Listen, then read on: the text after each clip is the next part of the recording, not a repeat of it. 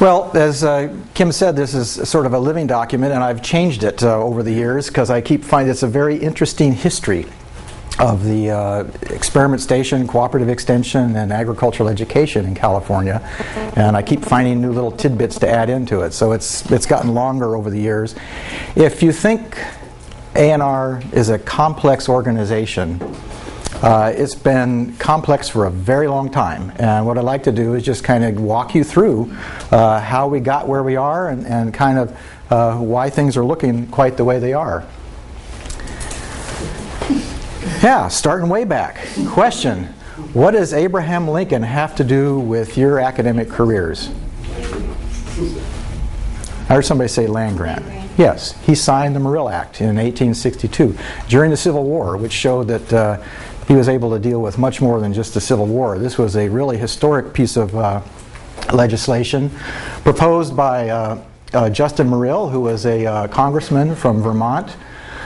Justin Morrill was a person who felt that they needed to expand education, and one of his favorite quotes is, "I would have learning more widely disseminated." Back in those days, education was really the Ivy League schools, focused on the classics, and he felt that it did not prepare Americans for the kind of agricultural and emerging industrial country that we had, and he wanted to be sure that people could be trained in what were called the practical knowledges of life. And so he established this Morrill Act, and in the Morrill Act it said specifically to teach such branches of learning as are related to agriculture and the mechanic arts. Back in those days, mechanic arts was engineering, the term they used. And so they could teach classics, but the two things that had to be at the core of these had to be agriculture and mechanic arts. And so the government issued land grants to each of the states to establish their land grant institutions. They could either build on that site or they could sell the land and use the proceeds for establishing something.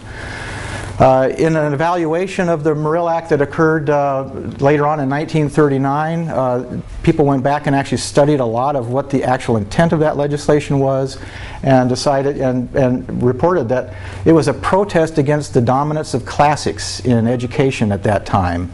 And it was a desire to develop at the college level instruction relating to the practical realities of agriculture and industrial society. So it was really driven to educate the developing middle class of America. And so as originally conceived, the Morrill Act was establishing educational institutions, just education, that's all they were concerned with, but that education had to include agriculture and mechanic arts. The University of California was established in 1868. California chose a site in Berkeley. And it was started with two buildings, North Hall and South Hall. This is from the Berkeley Hills looking out to the bay. And you notice there's a whole city missing out there. You can see maybe 3 or 4 houses up what I believe probably became University Avenue. But agriculture was located in the South Hall, in the basement of the South Hall, but it was in the South Hall. It started a long time ago. That's right. Each of the states established their own land-grant university, and so it is really, we are part of a network of land-grant institutions around the country. It was slow getting started in the South. Again, this is because of the Civil War, and the funding was held up from those southern states for quite some time until the post-war and things kind of calmed down again. But eventually all of the states established land-grant institutions. Now the Hatch Act was modified in 1890 to include a number of historically black colleges were included into the experiment station.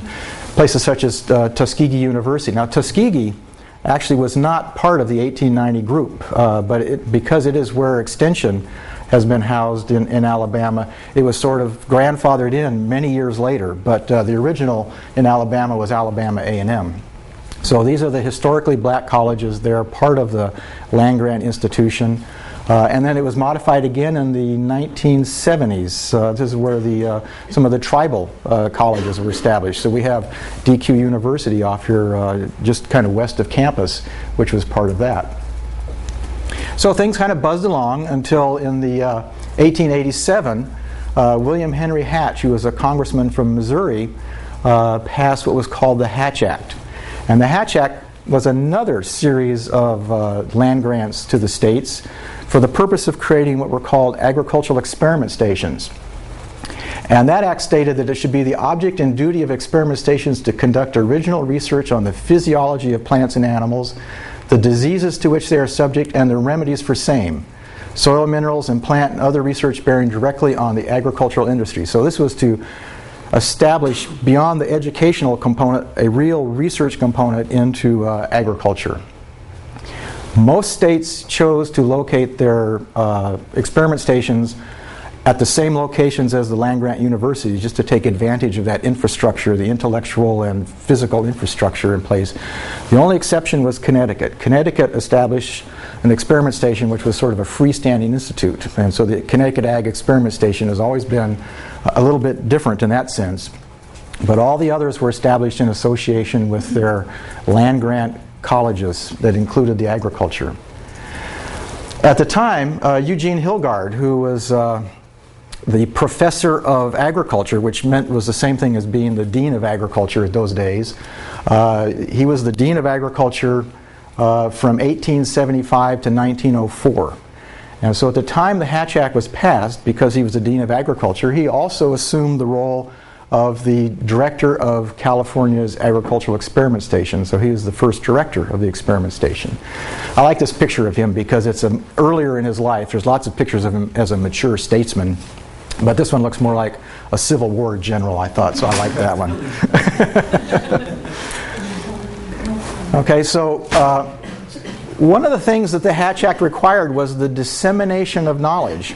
And so what emerged while Hilgard was the director of the experiment station was a series of outreach programs in which the faculty of the College of Agriculture would load up into trains, Southern Pacific, and they would travel up and down the state. They'd go up to Chico and Redding to the north, and they'd go down south.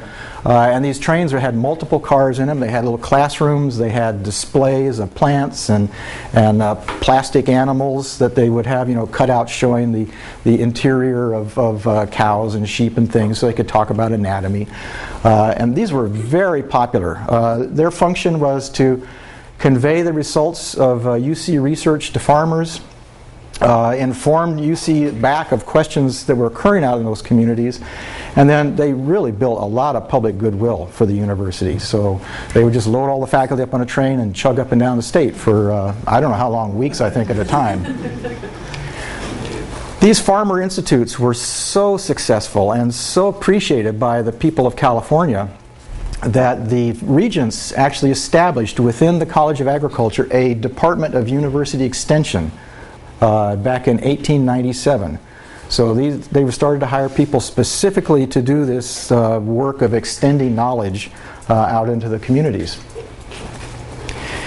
And around 1900, there was back at the research station in Illinois, a fellow named Otwell, working with the Farmers Institutes, started to offer cash prizes to boys for growing high yields of corn and things. And this developed in 1901 in Ohio to a fellow named Graham, who started organizing clubs for the boys and girls, and it included a lot of reporting requirements and things. And in that process, he sought the help from the Ohio Agricultural Experiment Station and the University of Ohio. And this was a very successful venture, and in the next several years, by 1914, clubs similar to that had spread out all over the United States. And this is really the founding of the 4-H program. So from the beginning, it involved the experiment station and the university. Okay, so if you enter the 1900s, what was present in California was a College of Agriculture that had several components to it. One was the various divisions of production, so like the animal production division, the vegetable crops production, the horticulture production. So these were what we would have as departments today, but they were various divisions. There was a division of veterinary science that had been established. And then there was the Department of University Extension Agriculture, which the regents had established. And then there was the Agricultural Experiment Station. So that was it, and it was all there at the Berkeley campus. Discussion started to emerge about the need for the university to actually get some sort of experimental farm that more reflected the rest of California than Berkeley does. You always hear about, that well, the Berkeley is nice mild climate. Most of California is not quite like that. And so they wanted to look at building some sort of a farm that would do that. This idea was pushed by a judge in Sacramento named Peter Shields. And as he pushed for that, he created legislation to create a university state farm bill. And he wanted to establish a location where they could have a demonstration farm, a research center, and a place to teach practical agriculture. Okay, this idea was not supported by the president of the university or the dean of the College of Agriculture at Berkeley, okay, who said that 10 acres close to Berkeley is better than 400 acres far away. As much as they protested, the bill was passed by the legislature. This happens a lot in the university where the legislature gets an idea of something they want to have done, they pass the legislation, and it's the university's job to implement that. IPM program was kind of the same, but there was a lot of programs like that, and the farm was that. So they started to look for where would be a place to do this, and they interviewed or visited lots of sites up and down in the valley. Woodland was a competitor because they were the county seat of Yolo County, and then there was a lot of interest in Davis. And in fact, Davis was a site that was selected. So after a lot of looking around, you can see this is the Woodland paper, says that they reached it because of the superior soils of this particular region. Davis was quite excited by the opportunity to have this farm. Davis was originally named Davisville after Jerome Davis, who was the large landowner in this area. And he provided the land, a piece of land along Pewter Creek, the north side of Pewter Creek, as a foundation for this. They were so excited about this that they changed the name of the town because Davisville sounded too rustic. And people were afraid it might be confused with Danville near Oakland. So they changed the name from Davisville to Davis. And this was the origin of this. So construction started. And back in about 1905, but in 1908, the campus actually opened. You can't really call it a campus, but the building's there. It opened really for students at Berkeley who came to get practical experience in agriculture. You can see here, looking down the road, this particular building is the pavilion at the time, the animal pavilion. That is currently the site of the chemistry building, if you know the campus at all. This is where the chemistry building is. So this would be what is, by today's parlance, University Boulevard. And this road here, this east-west road, would be, by today's parlance, Peter Shields Avenue. Okay, so look at this, down over here would be the library. Okay, this Wyatt Theater, which was the Horse Pavilion, which was one of the original buildings of the campus, is still present. When they put the chemistry building there, they jacked it up and moved it to the south side of Pewter Creek, and it's now called the Wyatt Pavilion Theater. So it's sort of a performing arts theater, kind of a theater in the round kind of a thing, but it's still there and still actively used for theater activities. Okay, back in 1909, the students at Davis organized the first picnic day, and this has gone on every year since then. Picnic Day is, by all accounts now, the largest completely student-run event in the United States. And it's a big event and sometimes has troubles. Certainly had a lot last year. So this is, and you can see here the Davis Berkeley, and the little caption on here says, "Kissing Mother Goodbye." Kind of a cute... So this is the first picnic day. Was attended by the president of the university, Wheeler, the dean of the College of Agriculture, Wixon, and the director of the Davis Farm, Van Leer. Okay, so this is the very first picnic day. Now, while all this was going on, in Southern California, there was an assemblyman to the state assembly who was pushing for many years for a citrus experiment station to deal with the subtropical crops of that are so important in Southern California. And he pushed for a pathological laboratory and branch experiment station, and the bill was passed and funded with about $30,000, which is a good chunk of money at that time. In 1907, the regents looked around again, trying to find where to establish this, and they established the UC Citrus Experiment Station on 23 acres on Mount Rubidoux.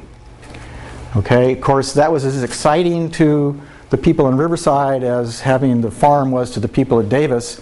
And I'm guessing this happened sometime around in the month of December, because the headlines here is Christmas present for Riverside that looks mighty good to us. University drops citrus station in our stocking. So they were quite pleased to get this.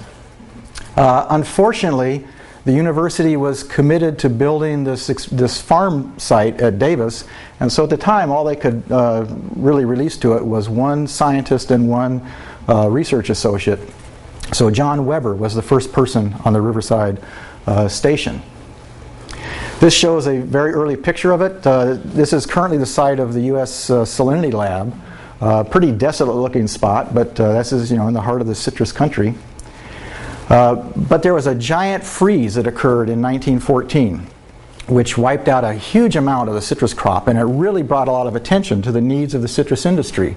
So in 1914, the university committed to significantly expand that experiment station.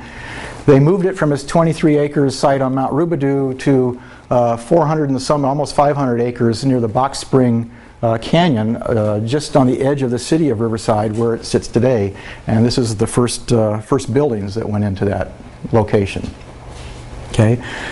While all this was going on, back in 1914, Hoyt Smith, who was a senator from Georgia, introduced legislation and pushed for it to create a national extension service. Again, there was a lot of states that developed these like farmers' institutes, and this was an effort to pull that all together into an organized national extension service that would deal with subjects relating to agriculture, home economics, and encourage the application of the same. It was mandated at that time that cooperative extension be located on the same places that house the agricultural schools that were created by the Morrill Act. So it was mandated that cooperative extension be associated with those same universities. Okay, the Smith-Lever Act established a cooperative funding mechanism in which the state and the state and federal governments cooperated in providing the salaries, and the local governments provided the operating expense in their region. And this is in fact where the term cooperative extension comes from. It's from that cooperative funding agreement worked out way back then. In California, the county agents, which they're called in many states, were called farm advisors. And in 1916, they changed advisor to advisor. Don't know why, but somebody thought that was an important change to make. And with the passage of the Smith-Lever Act, all cooperative extension work, including the Boys and Girls Clubs of America, became an official function of the USDA. So it was all brought together under a USDA wing.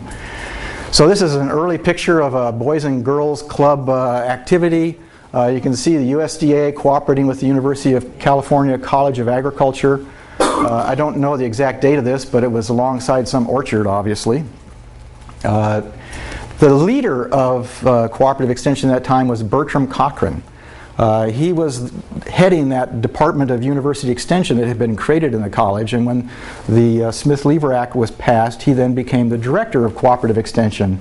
And he published in 1917 a program outlines for boys' agricultural clubs in California. You can still get this on eBay. It's basically a Xerox copy of the manual he did, and they've reproduced it, and you can buy it for about 20 bucks.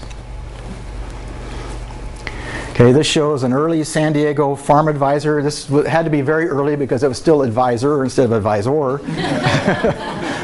But in his Model T with a couple of kids.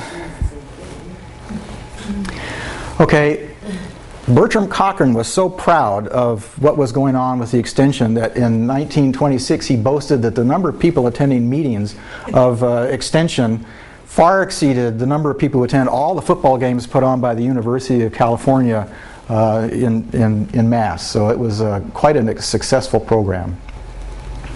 Okay. Meanwhile, back in Berkeley, During the years of World War I, there was quite a push to increase agricultural production and kind of our own sustainability, self-reliance on food. And so there was quite a bit of growth in agriculture at the university site in Berkeley, including a large number of these county people that were being hired. And this led to a shift in the balance of power among the academics, such that in 1919, the farm advisors were present on the Berkeley campus when there was some issue that came up, and they exercised their voting rights, and the vote went against what some of the faculty had wanted to have happen in this thing. And as a result of that, these grumpy academics decided that, okay, from now on, academic senate membership is only going to be for people who have formal classroom instruction in the university. So back in 1920, the farm advisors, the cooperative extension specialists, and the AES scientists were all disenfranchised from the academic senate. Now, back in 1928, the regents did grant the AES scientists what's called equivalent rank status, which gave them eligible for 10-year sabbatics and automatic emeritus status, but not academic senate rights. Okay, by 1920, there were four basic components to the College of Agriculture. There was the College for Academic Instruction. There was the AES, which was the container for the research activities. There was the Agricultural Extension Service for public outreach. And then there was the University Farm School at Davis. Now in 1921, the state legislature commissioned a group to study agricultural education in California because there was some concern that with the emergence of state universities or state schools, like Cal Poly and others, and the community colleges, there was overlap between the two-year vocational program that was being offered at Davis and these other institutions. And this overlap was not seen as the best thing. And in fact, there was not, the two-year vocational program was viewed as something that is not really appropriate for the University of California to do vocational education.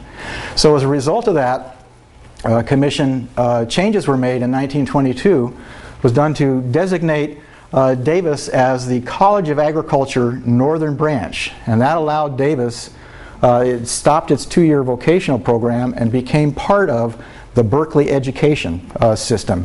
So they were able to offer the first 2 years of courses to students in coordinated degree programs with the programs at Berkeley. Okay, Claude Hutchison was designated the first leader of this College of Agriculture Northern Branch. Now, why Northern Branch? It's kind of an odd name, don't you think? Because we're actually east of Berkeley. Well, the reason for that was back in 1919, about the same time, the University of California recognized the growing population of Southern California and the need to serve that population. So they took over the California State Normal School in downtown Los Angeles to create the University of California Southern Branch. Okay, so now you had Berkeley and you had a southern branch of the Berkeley University. And this was, really to address this issue. Now, the downtown Los Angeles was a very small site. I think it was about 25 acres or something like that. So the regents immediately started doing another search for a location and finally picked one up in Westwood.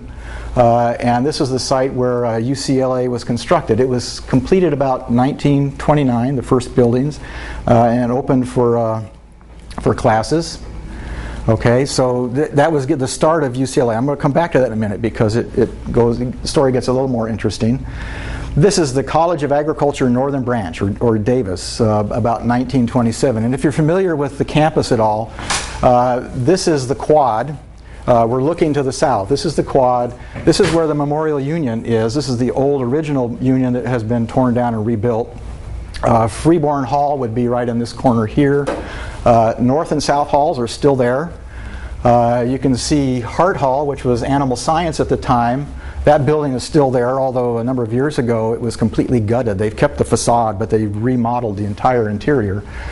And you can see where the Pewter Creek is. So you can also see in this photograph where the pavilion was at the time, on the far right-hand side there. That's the site of currently site of the chemistry building. Okay, then we had the Great Depression, the first Great Depression. Okay, and the budget for the state, for the university at that time was $9.9 million. And in 1931-32 it was proposed to be $8.6 million. And in 1933-34 it was proposed to be $6.6 million. You know, it's a 1/3 reduction, kind of like we've just been through. Okay, so it's not the first time. At that time, though, the College of Agriculture dean, who was Claude Hutchison, and Bertram Cochran, the director of Ag Extension, kind of went on the road and took their case to the people. And he hit the airwaves and everything, and the people of California restored those cuts. Wouldn't happen today, but back then they were very effective and had a lot of support, and they were able to restore the cuts that had come along. Now, back in Los Angeles, as UCLA was growing, in 1932, they moved a number of agricultural programs onto that campus. They moved the subtropical horticulture from Berkeley, entomology, irrigation of soils from Berkeley, and then some plant pathology expertise from both Riverside and from Davis were moved to the UCLA campus. And they started to, organized that into a College of Agriculture in 1939. Chandler, who was had been at Berkeley, was the first leader of that college. He was referred to as an assistant dean because the dean was at Berkeley. Okay, so he was the assistant dean, and then Davis was still just this little farm school up there, the northern branch.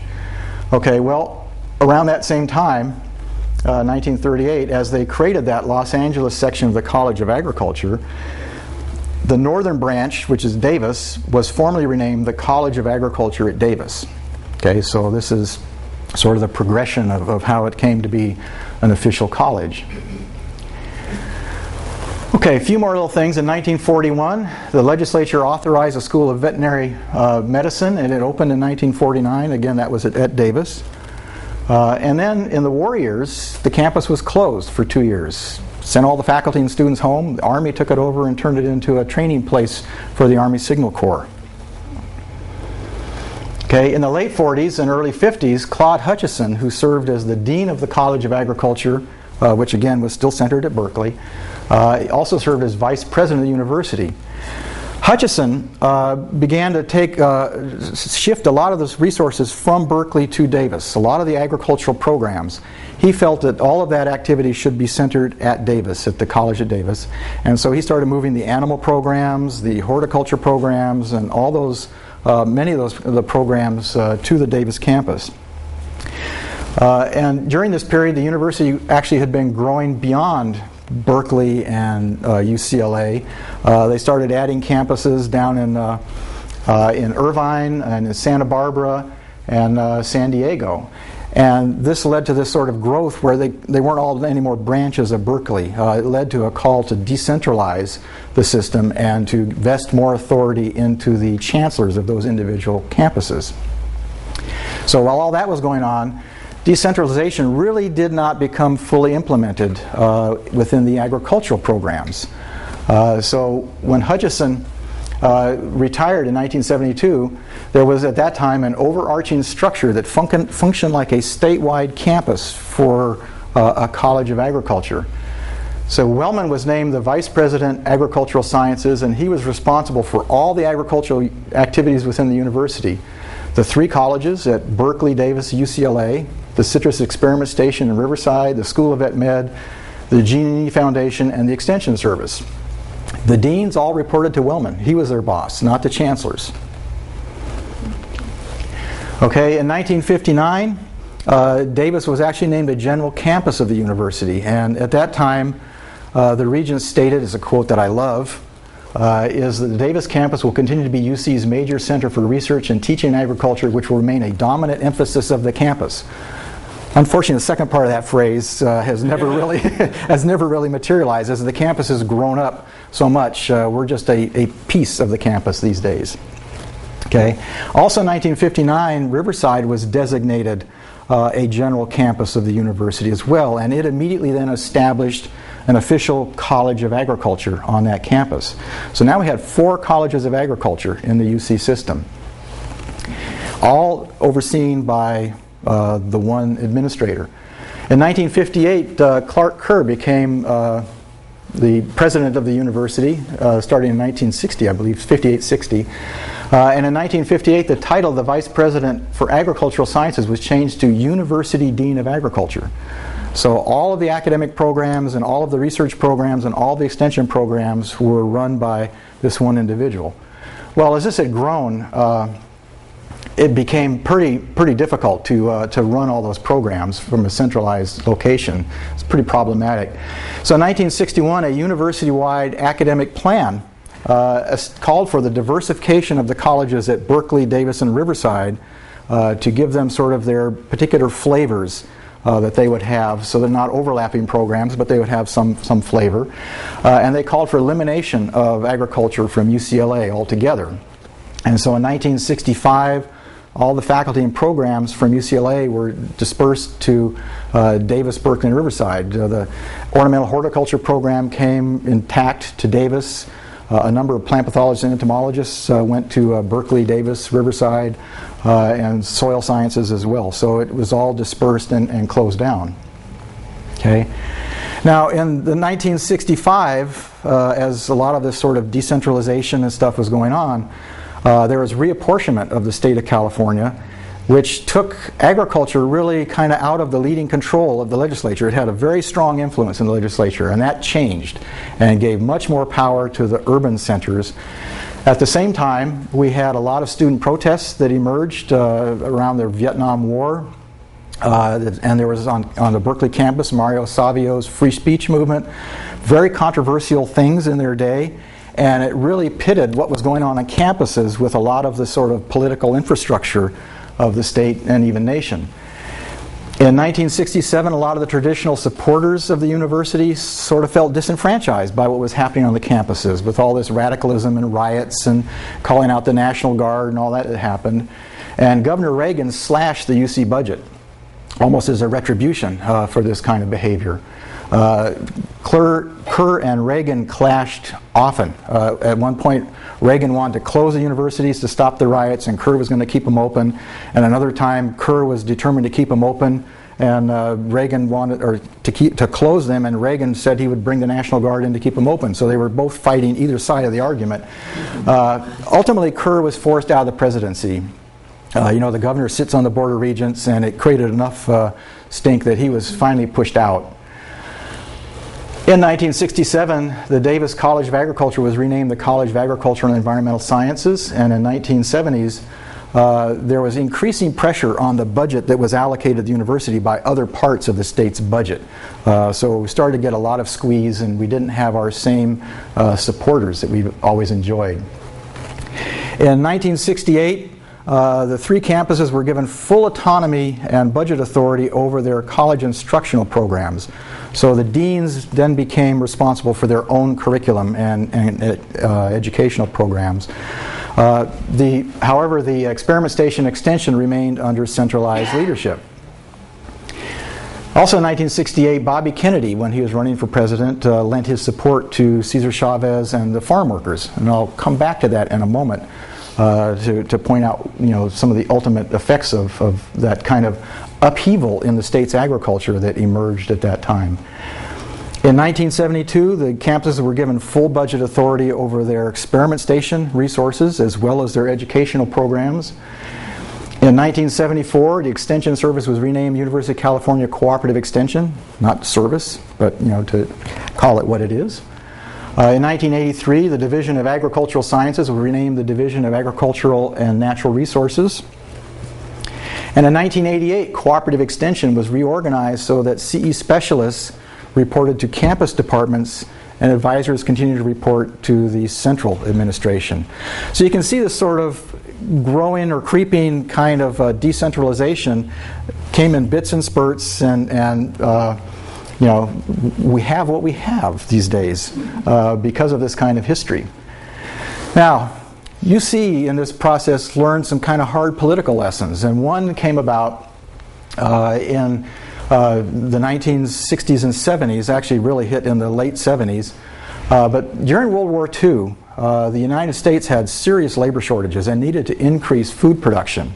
And so Roosevelt worked with the President of Mexico to establish what was called a Bracero program, which brought in temporary workers into the country. A lot of them came into California to work in the fields. Okay, this program was renewed every 2 years for many years until 1964.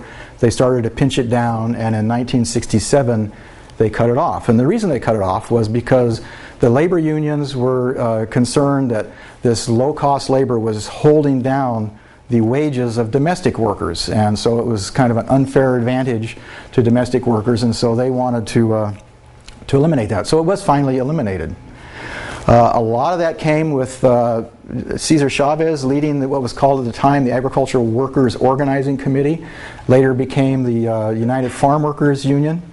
So lots of unrest in California agriculture at that time and concern over labor issues. Okay. During that period, because labor was seen as such a problem and the end of the Bracero program, and what are we going to do, some researchers at Davis started working on the tomato harvester.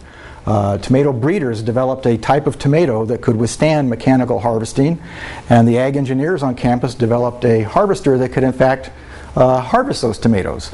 So they brought this fancy new technology. Everybody's excited about the technology and what it's going to do, and they brought that out, and it rolled out in the fields about the time of all this labor unrest. So it was like the braceros were pushed away and mechanization came in right behind them to take those jobs. This was a really politically sensitive issue, and it immediately pitted Cesar Chavez against J.B. Kendrick Jr., who was the vice president for Ag and Natural Resources at that time. And that was a case that went on for many years. The union sued the university over the mechanical harvester, claiming that the university should work for the good of all people, not just big business. And this was a fight that went on for probably 10 years or more. Even though economists were able to demonstrate that by this machinery, this technology had actually lowered a lot of the constraints in tomato production at the time. It vastly increased the acreage of tomato production. It vastly increased the number of jobs in the field work, in the processing, and the trucking, and everything associated with it. So it far more than offset the loss of jobs by hand picking.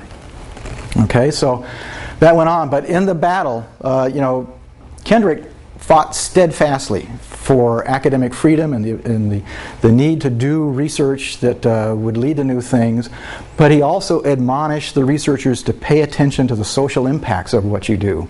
So he really fought to make sure people paid attention. Okay, so I think you can tell from this that agricultural education, research, and outreach in California is a lot more complex than it is anywhere else in the United States. In most places you've got a dean of a college, you've got a director of the experiment station, a director of cooperative extension, and they're sort of independent entities, and it's a very easy system. Here it is a hybrid that has been shaped by expansion, partial decentralizations, and all kinds of things. Makes it very complex. But as complex and noisy as this system can be, as chaotic as it can be, and there have been many episodes in the history of UC where people have just thrown up their hands and say, I can't deal with this chaos. And we're going through those kind of episodes right now.